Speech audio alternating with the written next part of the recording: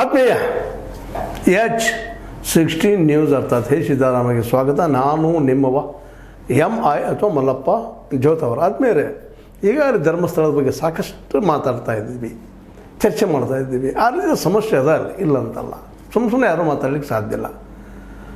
ಹಲವು ವರ್ಷಗಳ ಹಲವು ದಶಕಗಳ ಒಂದಲ್ಲೇ ಅಪರಾಧಿ ಕರೆಗಳು ನಡೀತಾ ಇದ್ದೇವೆ ಅನ್ನೋದು ಒಂದು ದೊಡ್ಡ ಸಂಶಯ. ಆದರೆ ಇಲ್ಲಿವರೆಗೆ ಅವರು ಯಾರು ಅನ್ನೋದು ಮಾತ್ರ ಹೊರಗೆ ಬರ್ತಾ ಇಲ್ಲ. ಎಲ್ಲರಿಗೂ ಗೊಂದಲ. ಅದರಲ್ಲೂ ರಾಜಕೀಯ ಪಕ್ಷಗಳಂತೆ ತಮ್ಮ ಬೇಳೆ ಬೇಯಿಸುವ ಸಲುವಾಗಿ ತಮಗೆ ಮನಸ್ಸಿಗೆ ಬಂದಾಗ ಮಾಡ್ತಾ ಇರ್ತಾವೆ. ಈಗ ನೋಡ್ರಿ, ಮೊನ್ನೆ ನಮ್ಮ BJPಗರು ಹೋದರು, ಮಾತಾಡಿದರು, ಜೊತೆಗೆ ಹೆಗ್ಗಡೆ ಅವ್ರಿಗೆ ಭೇಟಿ ಆದರು.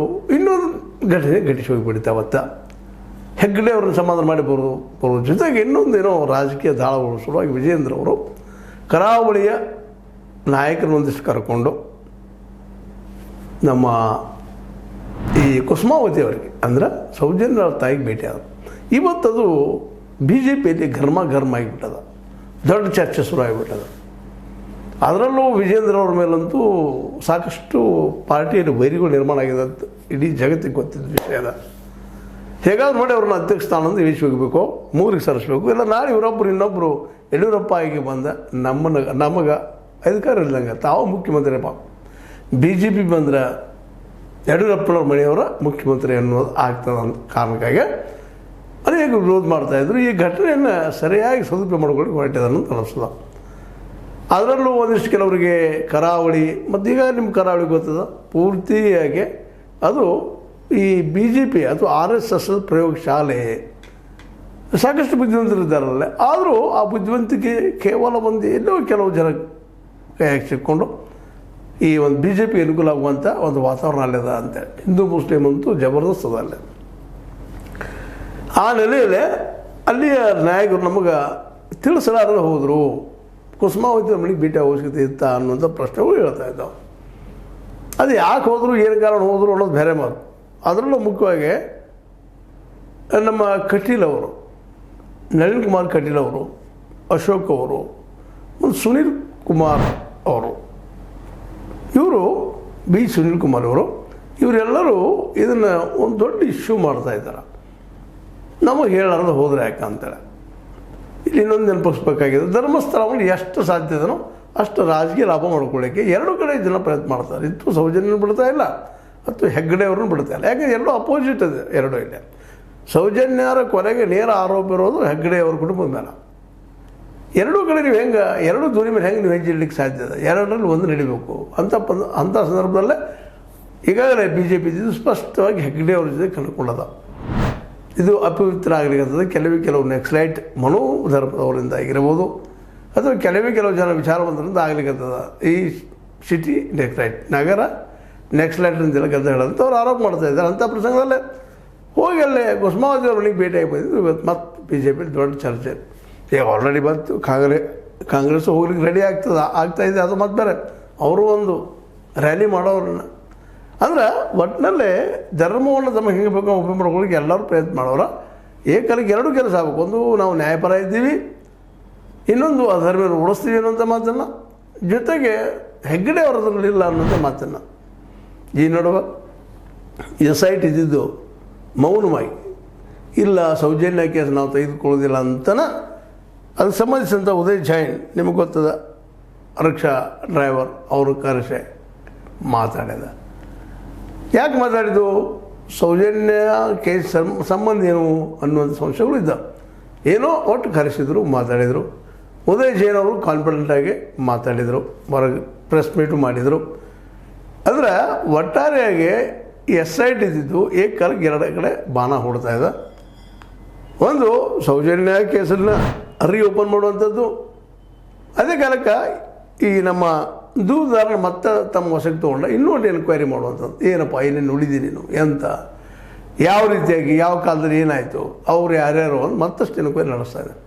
ಅಂದ್ರೆ ನಿಧಾನಕ್ಕೆ ಇದು ಎತ್ತು ಓಡಾಡ್ತದೆ ಗೊತ್ತಾಗ್ತಾ ಇಲ್ಲ. ಆದರೆ ರಾಜ್ಯ ಸರ್ಕಾರ ಮಾತ್ರ ಪೂರ್ಣ ಪ್ರಮಾಣದಲ್ಲಿ SITಗೆ ಒಂದು ಪರ್ಮಿಷನ್ ಕೊಟ್ಟದ್ದು ಸತ್ಯ ಹುಡುಕಿ ತೆಗಿರಿ ಗೊತ್ತಾಯಿಲ್ಲ ನಮಗಂತ. ಇದು ಹೀಗೆ ನಡೆದಾಗಣ ಇಲ್ಲಿ BJPಯಲ್ಲಿ ಮೊದಲ ಒಡೆದ ಮನೆ ಆಗಿತ್ತು.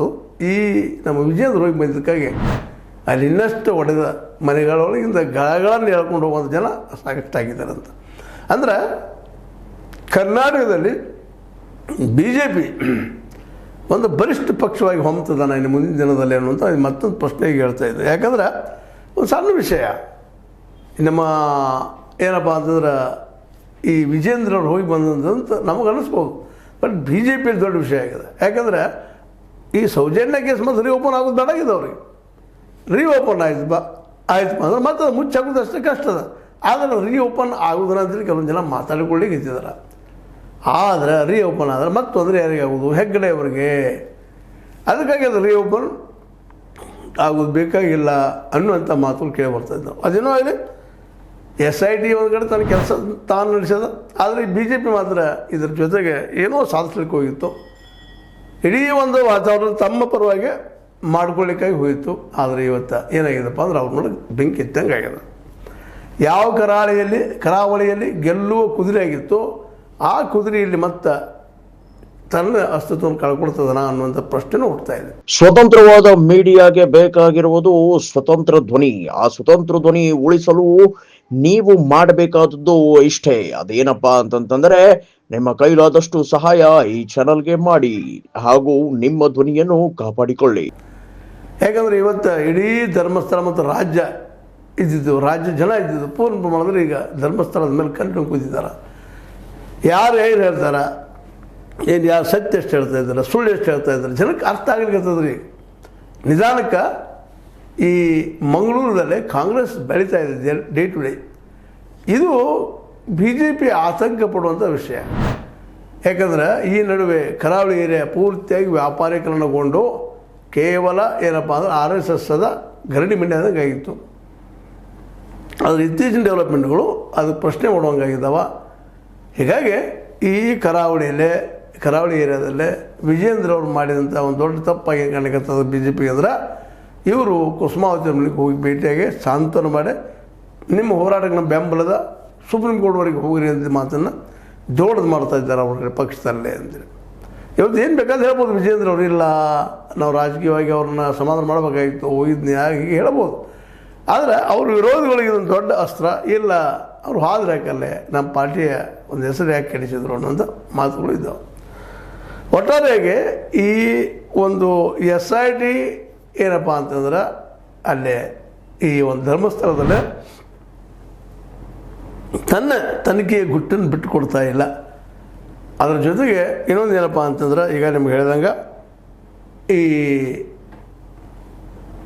ನಮ್ಮ BJP ನಿಜವಾಗಿಯೂ ಈ ಹೋರಾಟದಿಂದ, ಅದರಲ್ಲೂ ಧರ್ಮಸ್ಥಳ ಹೋರಾಟದಿಂದ ಇನ್ನಷ್ಟು ಗಟ್ಟಿಯಾಗಿ ಒಂದಾಗಬೇಕಾಗಿತ್ತು. ಆದರೆ ಒಂದಾಗೋ ಬದಲಾಗಿ ಅದೇ ಇವತ್ತು ಹೊಡೆದಕ್ಕೆ ಕಾರಣ ಆಗ್ತಾ ಇರೋದು ಮಾತ್ರ BJPಯಲ್ಲಿ ಗಾಬರಿ ಹುಟ್ಟಿಸುವಂಥ ವಿಷಯನೂ ಹೌದು. ಯಾಕಂದರೆ ಇಲ್ಲೇ ಎಲ್ಲಿವರೆಗೆ BJP ಕರ್ನಾಟಕದ ಮಟ್ಟಿಗೆ ಒಂದಾಗಿ ಹೋರಾಟ ಮಾಡೋದಿಲ್ವೋ, ಒಂದೇ ಧ್ವನಿಯಾಗಿ ಹೋರಾಟ ಮಾಡೋದಿಲ್ವೋ, ಅಲ್ಲಿವರೆಗೆ ಮಾತ್ರ ಭಾಳ ಕಷ್ಟದ ಕರ್ನಾಟಕದಲ್ಲಿ ಆಯ್ಕೆ ಆಗುವಂಥದ್ದು. ಅಂಥ ಸಂದರ್ಭದಲ್ಲಿ ಧರ್ಮಸ್ಥಳದ ಕುರಿತಾಗಿ ಸ್ಪಷ್ಟ ನಿಲುವು ಇವ್ರದ್ದಿಲ್ಲ. ಇವತ್ತು ಕಾಂಗ್ರೆಸ್ಸಿನ ಫಸ್ಟ್ ನಿಲುವು ನ್ಯಾಯದ ಪರ ಇದಪ್ಪ, ನಾವು ತನಿಖೆ ಮಾಡಿಸ್ತಾ ಇದ್ದೀವಿ, ತನಿಖೆ ಮಾಡ್ತೀವಿ ಅಂತ ಹೇಳ್ತಾ ಇದ್ದಾರೆ.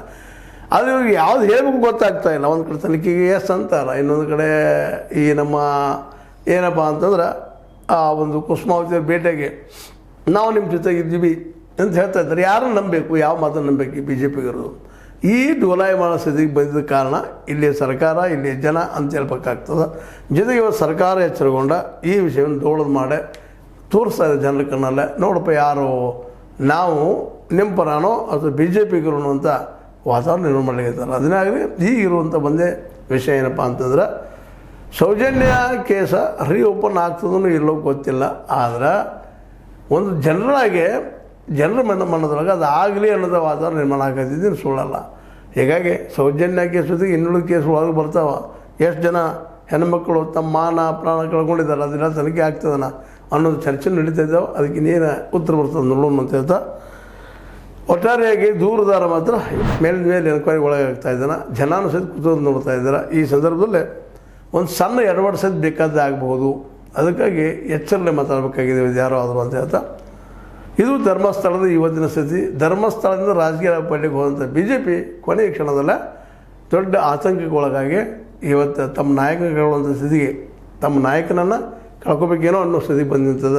ವಿಜೇಂದ್ರ ಅವರು ಮಾಡಿದಂಥ ಕೊನೆಯ ಕ್ಷಣದ ಎಡವಟ್ಟೋ ಲಾಭ ಗೊತ್ತಿಲ್ಲ, ಅದು ನಿಶ್ಚಿತವಾಗಿ ಕಾಂಗ್ರೆಸ್ಸಿಗೆ ಬೆನಿಫಿಟ್ ಆಗೋ ಸಾಧ್ಯತೆ ಹೆಚ್ಚಿದೆ ಅಂತ ಹೇಳ್ತಾ, ಇದು ನಿಮಗೆ ಲೈಕ್ ಆಗಿರ್ಬೋದು. ಲೈಕ್ ಮಾಡಿ, ಶೇರ್ ಮಾಡಿ, ಕಮೆಂಟ್ ಮಾಡಿ, ಜೊತೆ ಸಬ್ಸ್ಕ್ರೈಬ್ ನಿಲ್ಲಿಸಬೇಡ್ರಿ.